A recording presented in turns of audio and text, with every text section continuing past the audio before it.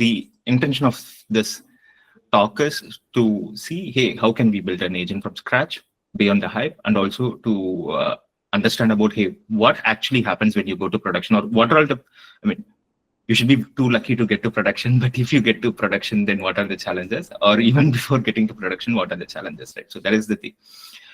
Instead, I do understand that most people have not built an agent yet, right? So first, let's get, what is this agent? What is this magical thing? Is it going to take away my job or what, right?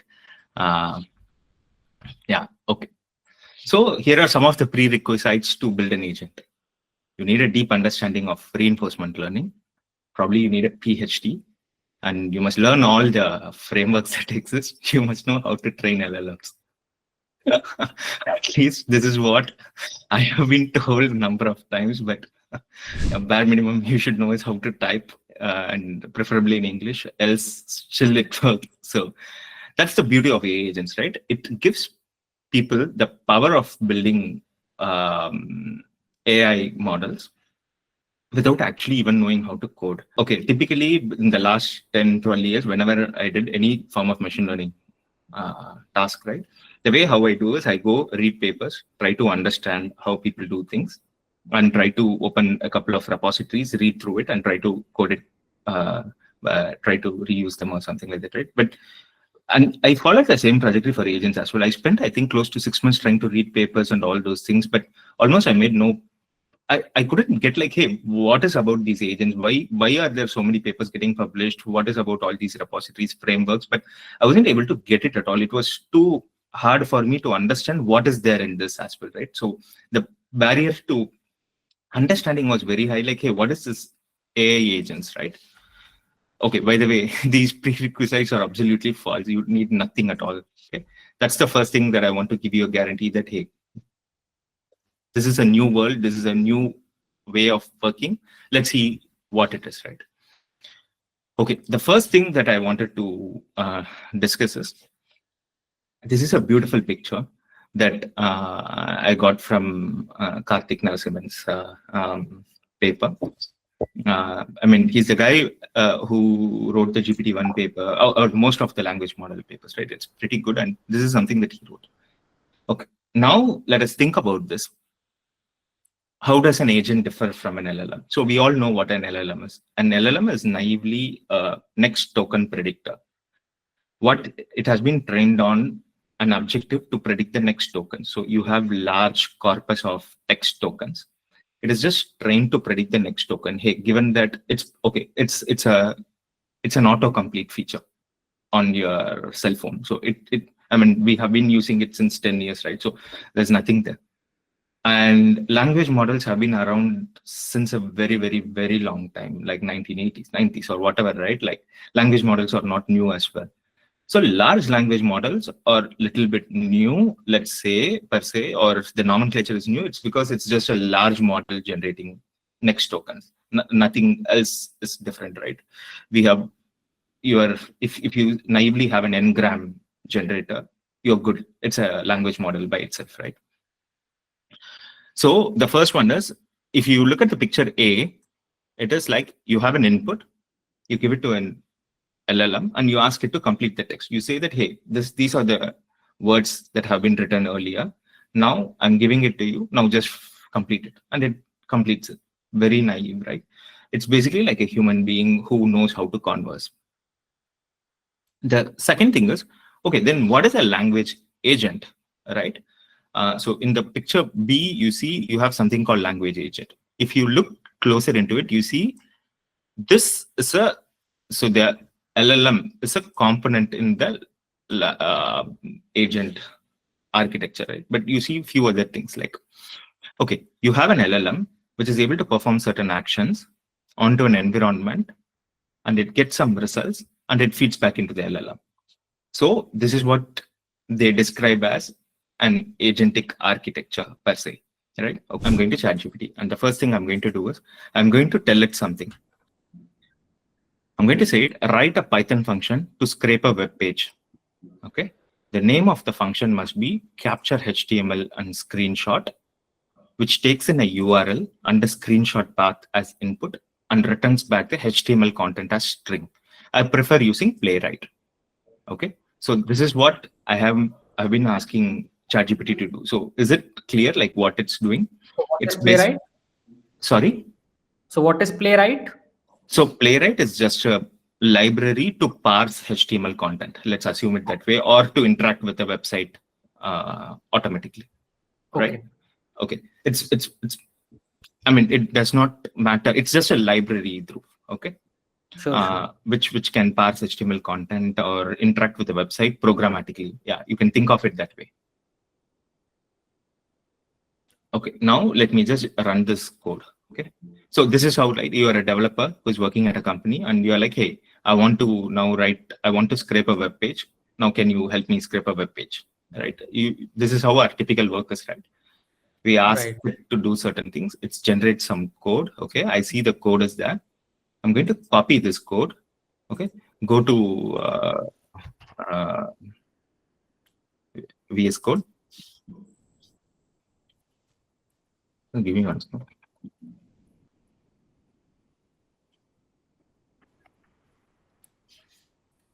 Okay, so I'm just installing Jupyter Notebook because it's a new environment that I created. I don't think I have it. Okay. Anyways, now let me write this. Scrape function dot ipyng.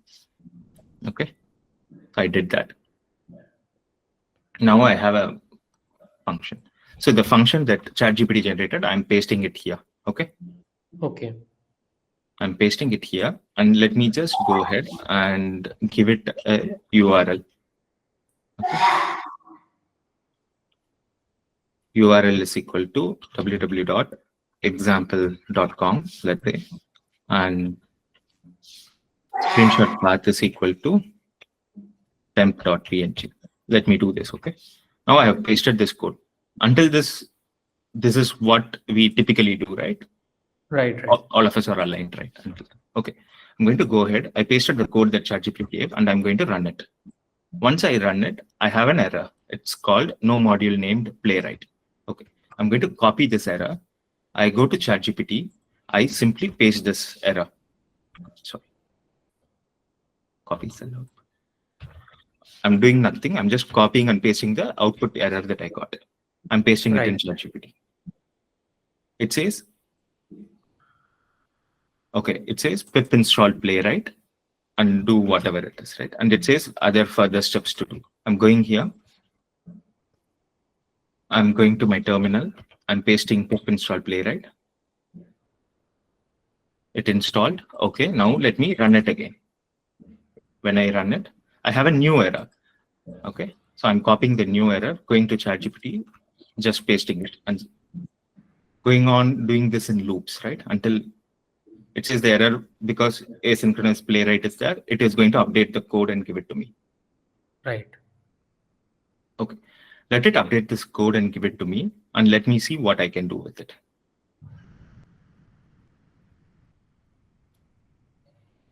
Okay, it generated the code. I'm going here and then going here, pasting it and running it. I have a new error. I go on loops and continue doing this, right? That's what I would typically do, right? Okay. Okay. Did someone get the idea of what I was trying to simulate and do here? Yes. Yes. I think you just showed us what a human will do, and then you'll actually build an agent which will do this in a loop. Yeah. Correct. So if you think about it, let me go ahead. I have a nice whimsical diagram where I have this thing, right? Let's just go ahead and see what I have done here. If you look at it here, once again, is my screen being shared? Yes. Yes. Okay, perfect. Okay. Okay. So if you look at this, you remember the picture that we saw in the previous slide, where we had a language agent which was performing certain actions onto an environment. We had some observations and we fed it back to the agent. So this is an LLM, right? If you think about this, what I did was I took the goal, write a Python function to scrape a web page. This was the first task that I gave ChatGPT. I did it in ChatGPT. It generated some Python code. I ran it in my server. How did I run it in my server? Via a tool called Python interpreter or Jupyter Notebook, whatever, right? It gave some error. I fed it. I took that error blindly, gave it to ChatGPT and said, hey, I didn't say anything. I just said, give it, and it continued. I continued in this loop over and over and over again. I did not do anything different, right? We agree with this, right? Okay. Now, if you think about this, let us try to actually draw the parallels here. What I have done is I've taken a goal and I've given it to a language agent. In this case, it was ChatGPT. It generated some Python code and I copy pasted it into a Python interpreter. It's an action that I performed. Again, the server threw some error, right? I took that error. So the server is the environment where I want my code to run, basically, right? Or from where I want to scrape. I gave it as an observation and then repeated this in pattern. So all I tried to do right now was build an agentic behavior, but with a human in the loop who was manually copy pasting things and doing things. I think with this, it would have been a little bit clear to you that, hey, what was I actually trying to say? All I was trying to say is the core is still the language model. Okay. So that is still the language model, but you have an orchestrator which says that, hey, a language model is good at predicting next tokens.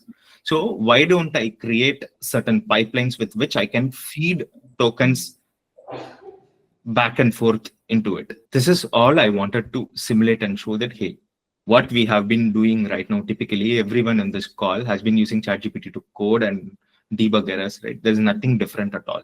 This is an agent, but it's just a human in the loop with an agent. Okay. Now, if we want to automate this process, what should we do? It's very simple. You should know a way by which you can connect ChatGPT to your server to execute some piece of Python code that it writes onto an interpreter.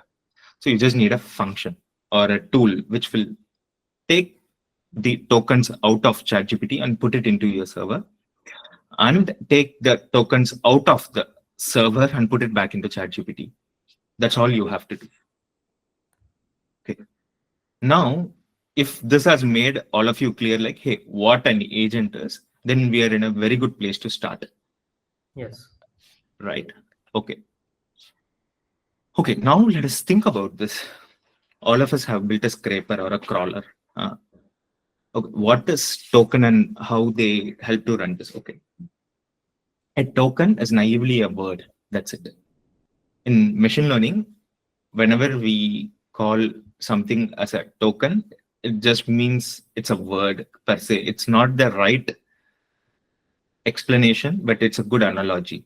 A language is made up of words, right? Similarly, your large language model takes tokens as input. Why do they do it?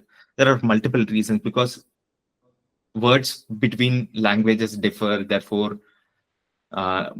it becomes easier if you tokenize it or something like that. That logic is not really interesting, but you can think of it as a token is an analogy to word. Yeah, Hitesh. I understand this was just an analogy to just show how agent behavior works through coding, but I was just curious that in your everyday life, for scripts that will be more larger than this, or will be in context of a larger code base, will they still work when the agent does not know the context in which it is situated? So typically what we do is, Hitesh, we take the entire code base. Okay, let's assume that the Hitesh, are you familiar with the context size of a model? Right. I am. Yeah. Typically what we do is, if the context size of the model can accommodate your entire code base, we just dump the entire code base into it and say that, hey, go ahead and work on it. That's how we work on this, right? So I'm going to show you an example as well right now.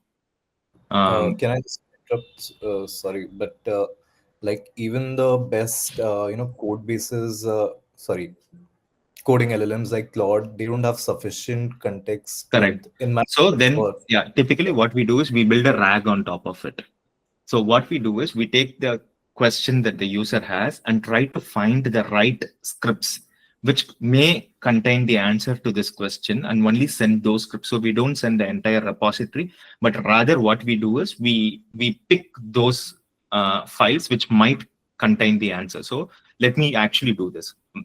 It's good that you brought this up, Hitesh. Let me go ahead and actually showcase it up as well.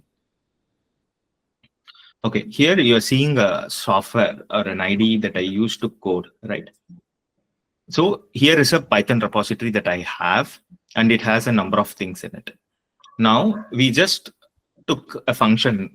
So Drew asked me like, hey, what is playwright, right? So what I am going to do is I'm going to choose a context. I can choose a context and then say, hey, in this file name called scrape function, okay, explain me what is the role of playwright. Okay, so now I can either choose certain files and send those files, or we have RAG engines which are smart enough to actually look at your entire code base, and it will just retrieve those files which might contain the answer and give it as input and give it as a context to the LLM to answer. Is this helpful, Hitesh? Yes, it is. Just one thing that is RAG also, I don't know, but does RAG also work on code like it does on semantic search on just normal text? Yeah. You have code embedding models which can do semantic search on top of code bases. And if they have like proper doc strings, I guess they will be very good. Yeah. That's why we have to write documentation well hereafter. But again, that ChatGPT will do on our behalf, so we don't have to do that as well. Yeah, but it does better. It does without doc strings also, Hitesh, right? It actually does without doc strings as well. Yeah. Okay, that makes sense. Thank you. Yeah, but giving doc strings is always good, right? So you have more intent shared or more intent shared in the context. But that embedding model is the semantic embeddings. Embedding model will be used for the doc string. However, you said that there's a separate coding embedding models. Am I right? Yeah. So embedding models which work well on code, right, has already been trained. It's nothing. You just take an embedding model and train just on code base. Then you have a good code embedding model. There's nothing. Yeah. No rocket science behind it as well. Now let us take this example out, right? I mean, some of you would have been a data scientist, or some of you would have worked as an intern in a machine learning company or whatever, right? If you think about this, let's take up a task.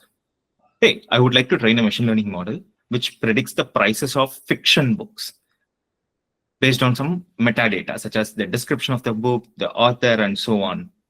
Okay, this is a task as a machine learning engineer that you join a startup which sells books. You join Amazon. Okay, and in Amazon they say that, hey, build a book pricing model. All right, this is the task that they give you. Typically, what would we do? What we would do is, hey, okay, let me go ahead and try to get some data where I have books, the corresponding descriptions, and the prices of the book, and probably train a regression model or something on top of it, and then see how well it works. Or this is how we function, right? Let me go ahead and do this. Now I have a website called bookstoscrape.com. Okay. The first thing is, I see a website. Such how many of you have actually scraped? Can you just react to this? Yeah. Okay. Perfect. So you have a website where you can go ahead and scrape things, right? Okay. This is a website. You look at this website. The first thing that you will do is look at the DOM of the website. Look at the HTML code of the website, and then find out, hey, okay, these are the nodes that are present in this HTML. And you'll write a logic such as, hey, based on, like, for example, let me actually showcase my entire screen and show this to you.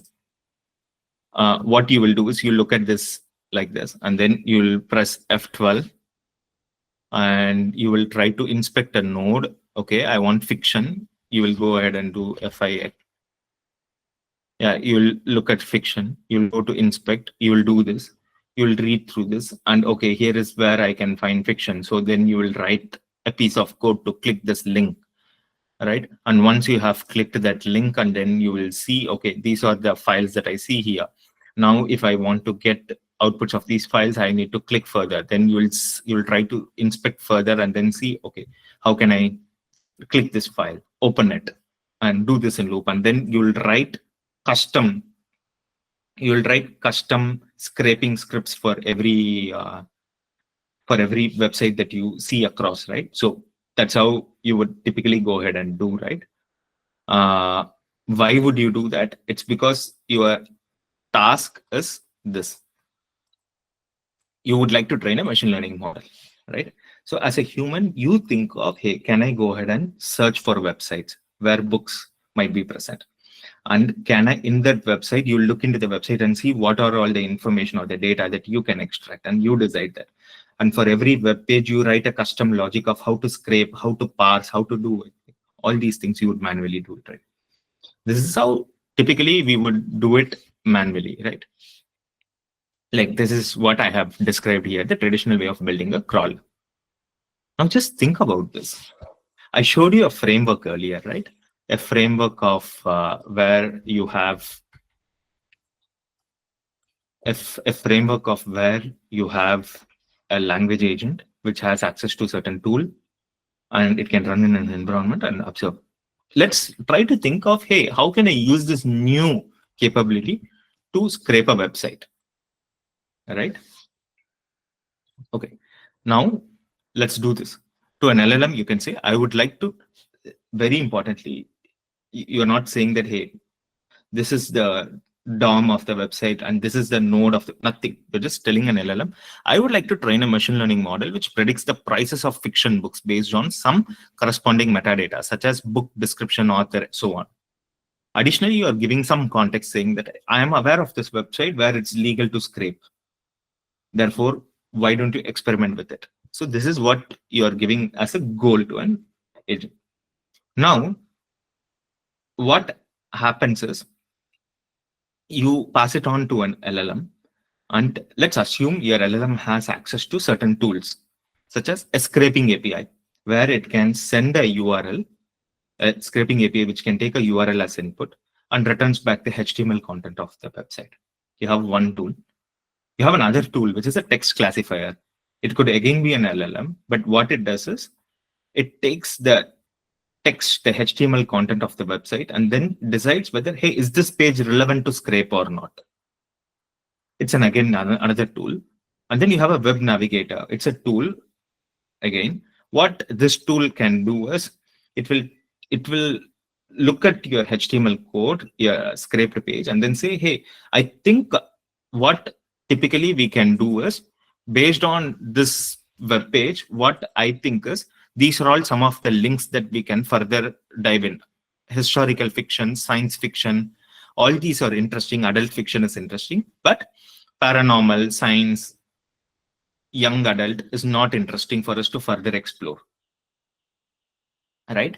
It can go ahead and basically tell you that, hey, these are the next links that you can further investigate.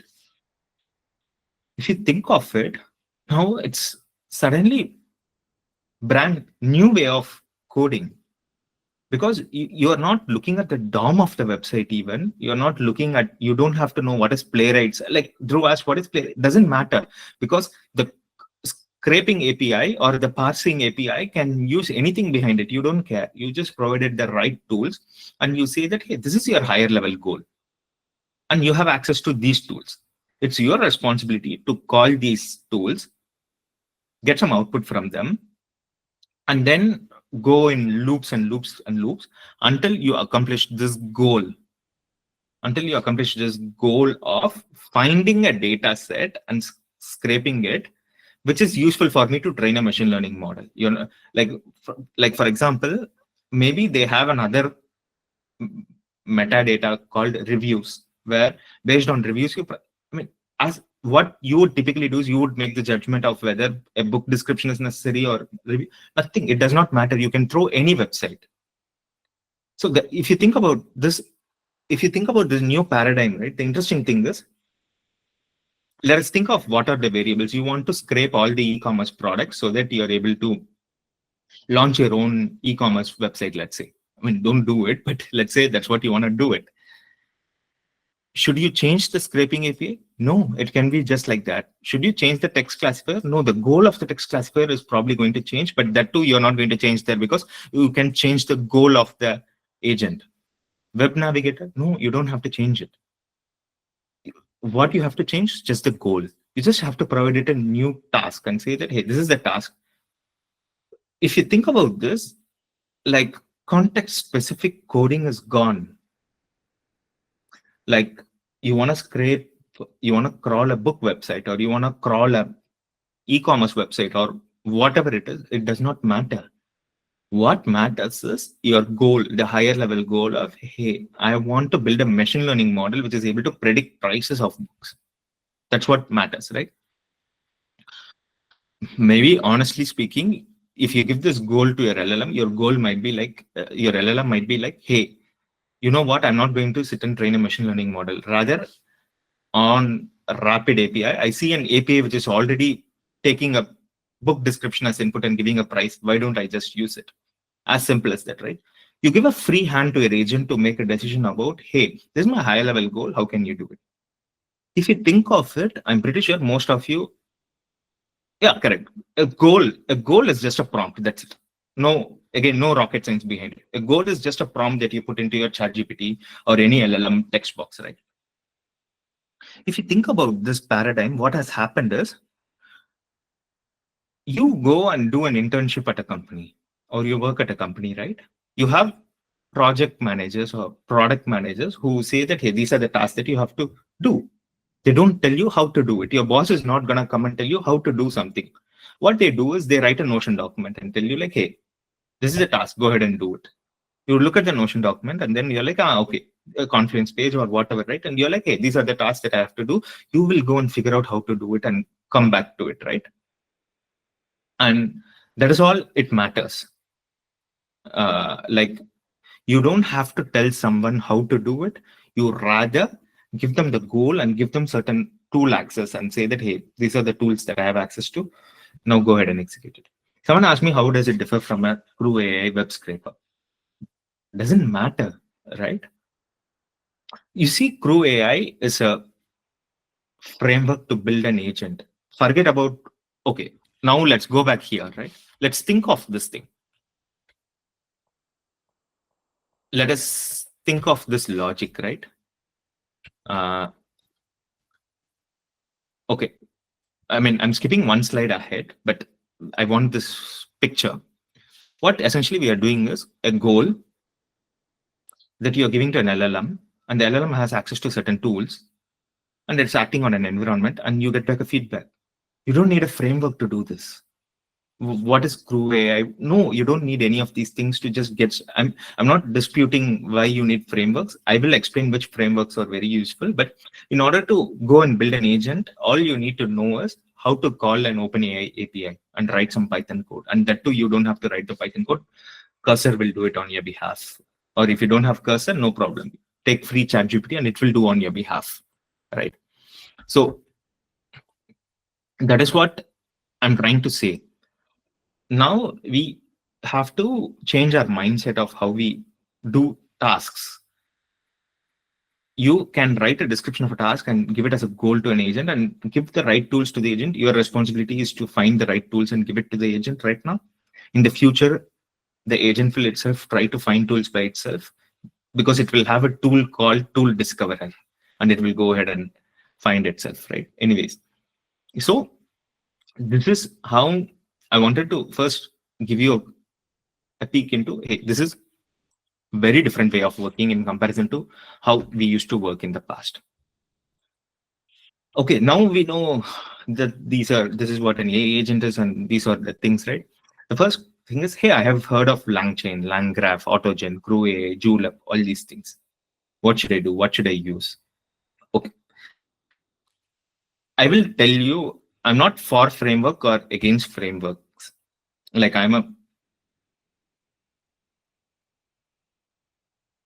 if people are aware, right? I used to write my own code to train deep learning models using NumPy.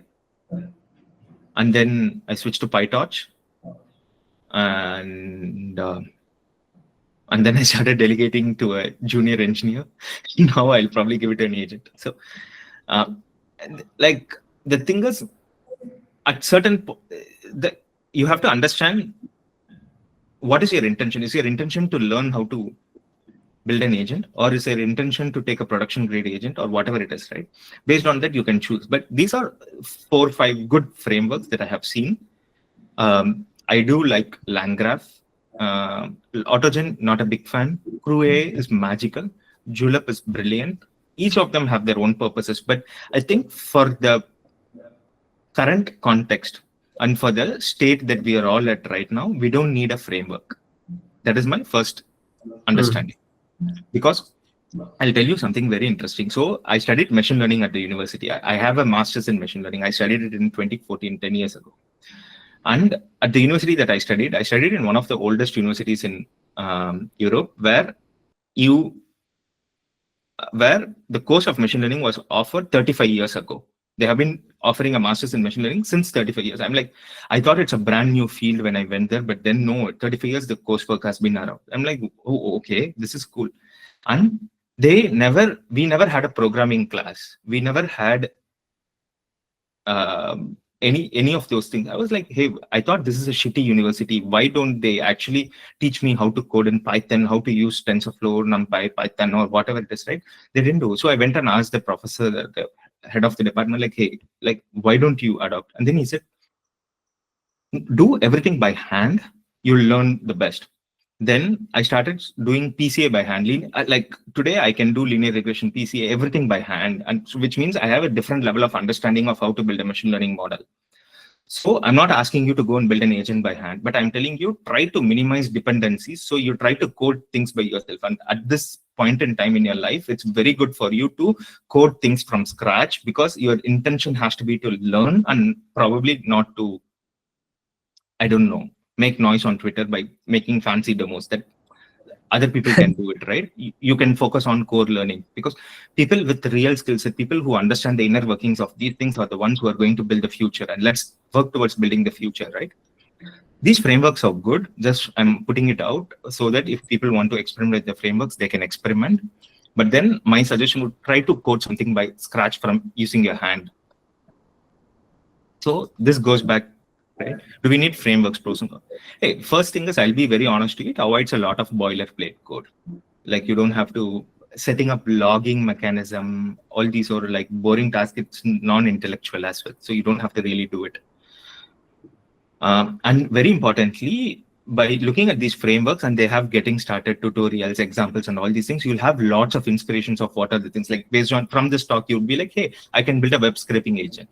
That's a good inspiration. Or if you look at these frameworks, right, they have examples, that's good. And they're almost bug-free, because thousands of people are using it. Someone would have contributed. So bug-free, right? So you really don't have to. But the thing is, it's very hard to understand and identify the prompts as they bury deep logic inside it, right? You have to understand every framework that I put out here is a funded venture-backed capital startup. So their intention is, how can they lock you inside their own framework, right? So, I mean, not everyone, but most of them have it, right? So what will happen is they will bury things too deep into their thing. That's one thing. And also, I mean, that might not be the only reason. The other way is they might feel that is the right way to run it in production. So that whatever happens, right? So it's going to become very, very hard for you to actually understand how these agents work if you start working with one of these frameworks. Okay, so I think I made my point here, right? So what I did was, I mean, I'm not selling another framework, just to let you all know. Last night I wrote a Python script, and then like, hey, this is the minimal implementation of an agent. And what did I do? One of the nice things that I had from another thing, OpenAI cookbooks are very, very good. So if you can have a look at them, have a look at OpenAI cookbooks. They're brilliant. They're thin, and you can learn a lot from them. I took one of the frameworks, not framework, a very simple repository. It's not even a library, I would call it as a repository that OpenAI put out called Swarm. I took it and then I minimized the complexity behind it and made it as a single script. Like whenever I do certain thing, whenever I take up a project, what I do is I write something called single script project, which means within a single script, everything will be there. So which means you can go and modify, no installation, nothing. You can actually experiment with it and then learn and see it, right? It's a very, very simple repository. If you have a look at it, you have something called environment template. It's just a template. Git ignore file just says what to ignore. A readme, a neat readme. And let's wait for agent.py.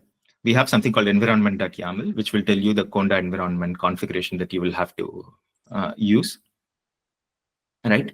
Very importantly, you look at the requirements.txt. You just have two requirements, which is you need to know OpenAI and then dot environment to read your environment variables. That's it. Nothing more. All right. And it's a simple, a very, very simple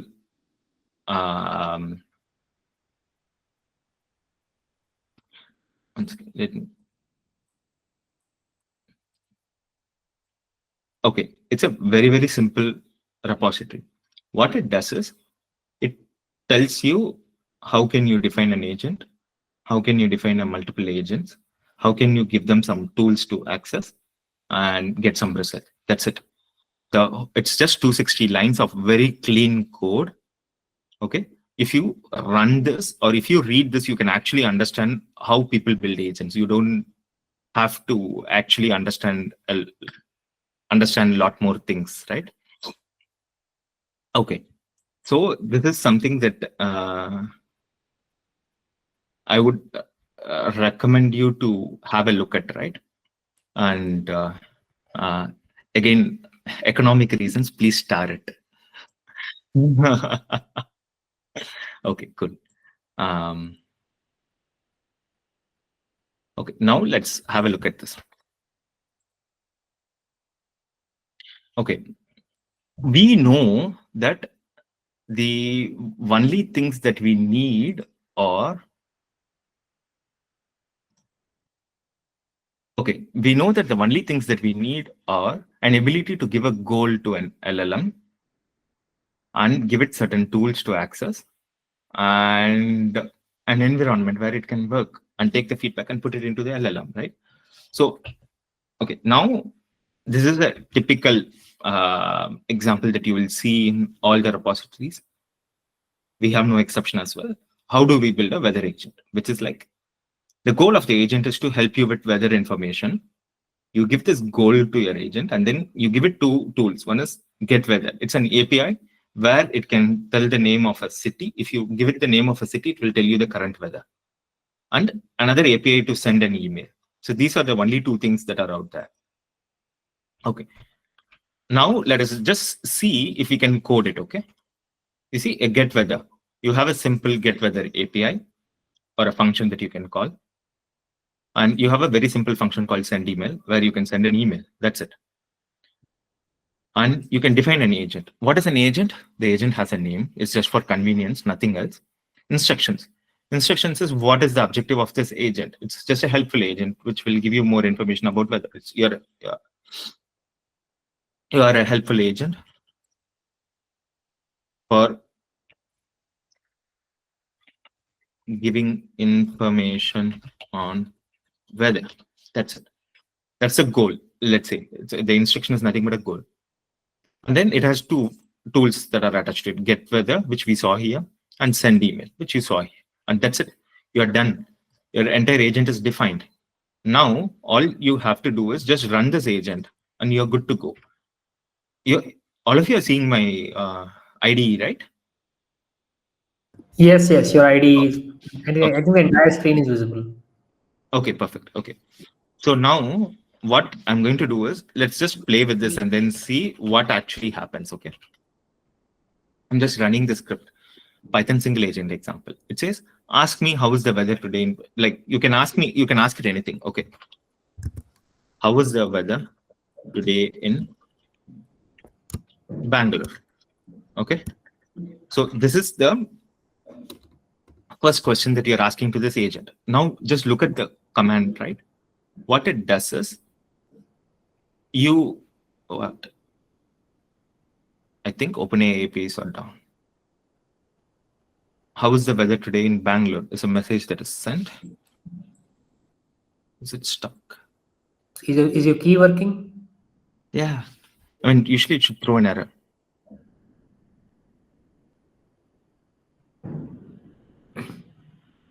This is called demo syndrome. I had 2 people check the code and everything.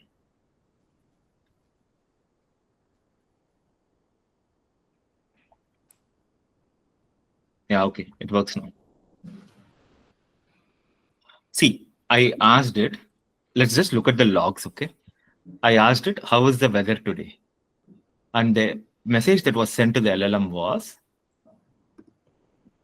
how is the weather today? Perfect. Until this, we agree. The next thing is, you have an agent. And the agent is like responding back saying, please provide the name of the city you're inquiring about so I can give you the current information of that location. Okay. No tools or anything was called. It's just saying that. Okay. Let me say Bangalore. Okay. Now, once I said Bangalore, what happened? Let's watch this closely. What it did was it did a tool call. It called the function getWeather with Bangalore as an argument into it, and it got back a response saying that the temperature of Bangalore is 65 when it is right now. Perfect. So the next thing that we do is the agent responds back saying the current temperature in Bangalore is 65 degrees. If you need more details or forecast, feel free to ask. And that is what happened. Now I'm going to tell it, send me an email of current temperature in Goa. Okay. I'm not asking for Bangalore. I'm saying in Goa. So now let's see what it does. What it does is it calls the weather agent. With the weather agent, it's now what it is doing is it's calling the weather API and looking for Goa. Once it got Goa, what it says is, could you please provide me your email address so I can send you that information? So so now then what happened was it called the email. Now let me just give it my email address. It's asking for email. When I say vignesh@hexo.ai, what it does is it sends an email to recipient vignesh@hexo.ai with the current temperature in Goa being the subject and then doing it. So if you look at it, you would notice that everything that happened was an LLM calling certain tools based on the query, but you did not code the logic of which tool has to be called or how should it be called or whatever, right? It just went ahead and chose the right tools by itself and continued with the conversation. All I had to do was just give it a goal saying, you are a helpful agent for giving me information on weather and a couple of API accesses. That's it. Right? Okay. Let's take a moment, right? Is this clear about how it actually works? Right? Yes. So do you have any error handling? Let's say, so I mean, the LLM is going to interpret the location from your user message, right? Correct. So what if the location does not exist, or like what happens in those cases? Correct, right? So if the location does not exist, one thing that could happen is the API, the weather API, is going to throw an error and the LLM is going to give you back that error. That's one thing. Or the LLM has to be smart enough to say that, hey, there is probably a typo. And while calling the weather API, do it. But then these are all autonomously done, right? You can add a new tool call, or to be honest, you can, okay, but Dhruv, why don't we just try this out? Let's just try this out, okay? How is the weather in, let me create a typo somewhere, okay? Hogwarts. Howard, okay. Like that? Hogwarts. Hogwarts. Okay. See, it says it seems there might be a typo or confusion with the city named Hogwarts. Will you please verify and give me the good?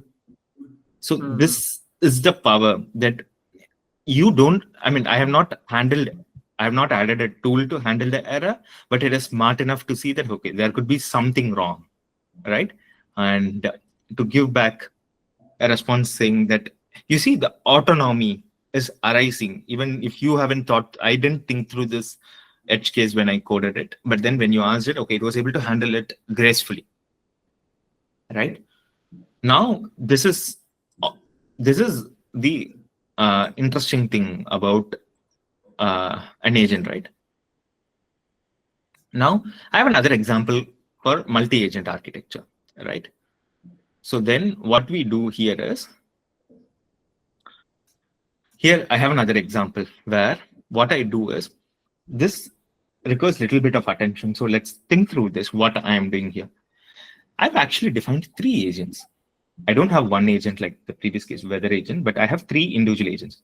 Let's take a step back and then see what I have done here. A refund agent. You know this one. You have a goal, an LLM with access to certain tools. Good. A sales agent. You have a goal, you have an LLM. It doesn't have access to any tools, but that's fine. Right? And then I have something called triage agent. Okay, well, interesting. What is this triage agent? The goal of this agent is just to route to the correct agent. If there is some question, it goes ahead and routes to the right agent. That's it. But then, if you think about it, the way how the refund agent is connected to this triage agent and the sales agent is connected to the triage agent is again as a tool or a function, which means one agent is just a tool for another agent. So we know the logic of connecting an LLM to a tool that we all know. Good.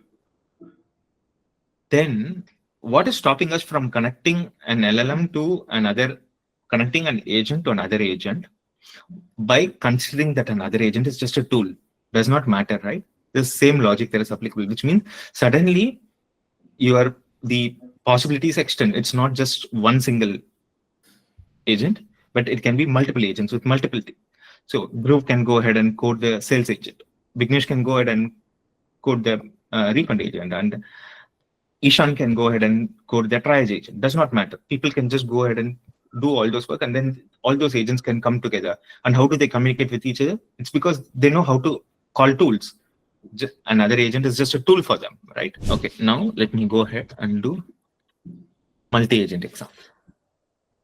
Okay, starting multiple agents. We have a triage agent, refunds agent, and P-cell agent. Now I'm saying I would like to request for a return.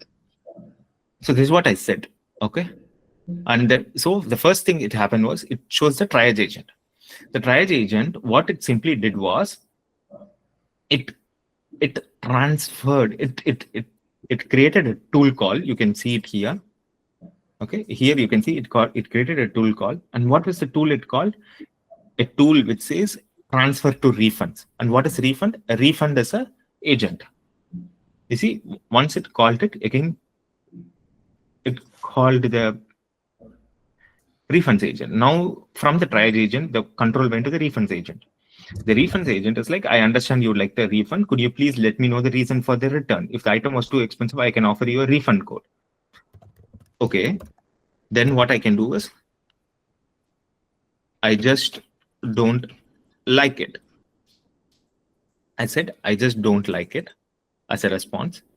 And then the refunds agent went ahead and said, I understand. Could you please provide me the item ID?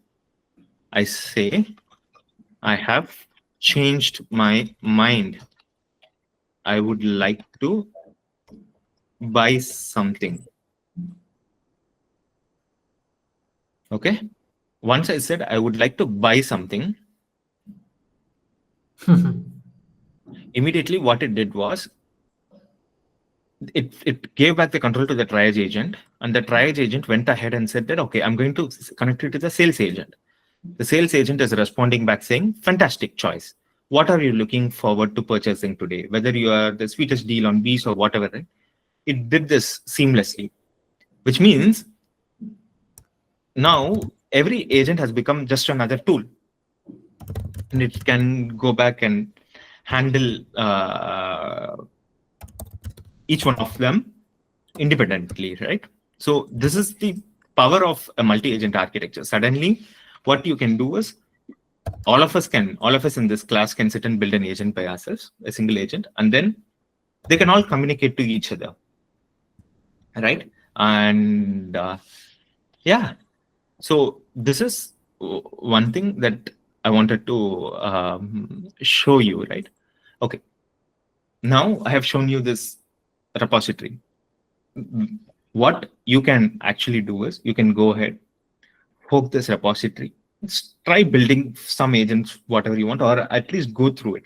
I have deliberately made it non-pip installable at this moment. You can just git clone it or fork it and use it so that you'll be able to actually look into the code and understand what is going on, place some debug, place some breakpoints, debug it, look into it, change it, build a new agent. Maybe you saw the scraping agent. Why don't you try building a scraping agent or whatever, right? Try to connect certain tools or things like that and see what you can do with that, right? Okay, this we did. One thing that I wanted to showcase to you was, okay, this is one framework that I really like, Julep. I mean, I don't have any relationship with these people. Just saying that these are, I found their philosophy of building a production grade app to be very, very interesting, right?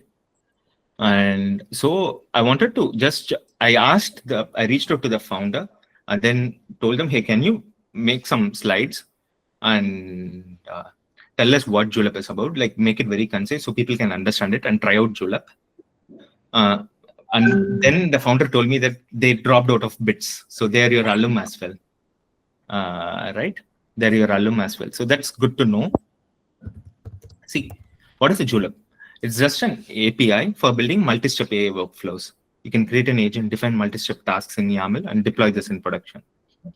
So once you are at a stage in a company where you want to take things to production, you have built an agent or something, you can actually experiment with Julep. It's very well written, and the founders have very strong philosophy of how to take a production grade agent. And they also recently launched a browser agent with which you can go ahead and connect your browser and do tasks. And that's crazy. I tried it and it was like mind-blowing, right? Yeah. And they have an 8-factor methodology with which they operate, where they say, okay, the prompt is the goal that you give to the agent, the tools that you give access to, model providers or the LLM APIs. The context is if you have some external documents or something that you want to show. So until this is all you know. And then workflow, traces, reasoning, baseline first, all these are for production grade stuff, right? It does not matter for you at this moment, but then this becomes very, very handy for you when you have to go to production, right? So this is something that I would like you to have a look at it. A RAG is nothing but the goal of a RAG is also, if you think about it, a special case of an agent.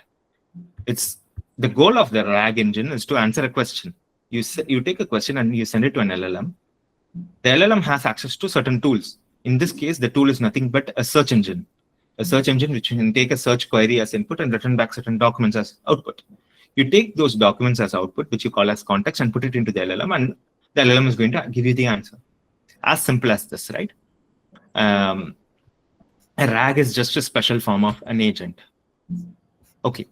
I wanted to spend some time with two things, right? The first one is some of the challenges that we see when we take things to production, right? Okay, think of it. What can actually go wrong here? Okay, if this is all an agent, what can go wrong here? The first thing, your goal is unclear to the LLM. You say something, it understands something, it does something. Stupid. That's the most fundamental thing that goes wrong. And then the second thing, your LLM. Your LLMs can go down. You saw, right? OpenAI took a long time to respond. It can go down, and it happens. Very importantly, these APIs Sometimes they change their output pattern or whatever. You need a foolproof mechanism to handle it. So LLMs break. This is a real case, but I think this is a solvable problem. This will be solved soon. It's no big deal. The other thing is your tools. The way how your LLM calls these tools is using something called function calling. And sometimes function calling is brittle, but with GPT-4o and Sonnet and all these really, really good LLMs, I don't have any problem, or I don't usually have any problem. So the way how these LLMs call these tools and get back a response from these tools, the signature breaks sometimes. So that's something that happens. Now coming back, right? What is the biggest issue? The feedback. You put the feedback, okay, done. You do 10 times certain tasks, good. But then what happens is the agent is not actually, let's take up this use case. You have a particular, okay, you in the very beginning, we saw how to run a playwright code on Jupyter Notebook and it failed, right? Let's say it attempted 10 times and then 11th time it succeeded in making the playwright code execute on Jupyter Notebook. Good. But then when, okay, I used it, learned it, done. And then now let's say Dhruv comes and Dhruv learns how to do it, right? The agent will redo the same things over and over again. It's because it's not learning from its previous experiences. Or at least we have not built the infrastructure to learn it from the previous experience. This is a real challenge, right? So we are building infrastructure to learn from previous experiences, right? I mean, we in the sense, not Hexo. I mean, the community is building infrastructure on going ahead and doing it, right? So this is something that we see that goes wrong. So these are the 4 things that typically we see that it goes wrong in production and it breaks things. I mean, one thing is it's very annoying. You give it a certain task, it responds back saying that, yeah, sure, I'll do it. Then you're like, okay, but you have to do it, right? So these are certain things that we used to have in the beginning of this year, but not anymore. And one another thing, when I use code generating tasks for code generation, it says that, hey, change this function to this and insert the code yourself. I mean, but no, because it was trained to handle a human being, right? But these are all going away. And yeah. Okay, now I'm going to tell you what is the actual biggest challenge that we have. It's rewiring our head, and the way how we work, right, is becoming very different. Mainly because, like, for people who have been managers, it's pretty easy because you've always been used to giving it people certain tasks and giving them some tools and asking them to solve it. That's okay. But engineers who do everything by hand manually, right, suddenly you have to think of a different way of solving the same problem, where you have to learn how to delegate tasks to an agent, and the agent has to go take over and do it, right? This is the biggest challenge that we have of how do we do things in a way where we are able to tell the LLM do more of what it does well, right? And another thing that I did was, I know all of you are probably trying to build an agent or something like that. I'll tell you, I've listened this. So I've listened this from Dario Amodei, who is the co-founder of Anthropic. He says this: in those olden days, when you have to do certain thing, what you do is, first thing you do is go and learn a paper and do all those things. Okay, good. But today it's a little bit different. If you want to build anything with an agent, if you want to build an autonomous workflow, you're not going to learn much out of reading from papers. I'm not saying don't read papers. You must read papers, but that's not the way how you get started. The best way to get started is just to code something. Try to take up a task, code, and see what goes wrong. The reason is because even the researchers are still fiddling with these models and trying to figure out how to do certain things. So it takes time for them to record their experiments, put it as a paper and give it. So you are always left behind if you keep only following the literature. And also, there are so many unknowns that no one knows that it's hard. So why don't you just take up something and build? So just start with the repo that I put, right? Just start with it, fork it today, download it, write a simple agent. that you think is interesting. Hey, okay, I want to build a meeting scheduler. I have 5 people to coordinate. I'll just connect it to the Google Calendar API. And let us, instead of me talking to individuals and figuring out what is the best time, why don't we just do it here? Just go ahead and do it. Yeah, I'll share the slides. Yeah, sure. Okay. And then the next thing is LangGraph. I'll tell you, LangGraph is very, very interesting because they have learned this from LangChain, that by doing things there,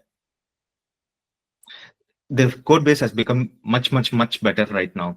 And they have really, really good examples to get started, as well as some good tutorials that will give you inspirations to build things.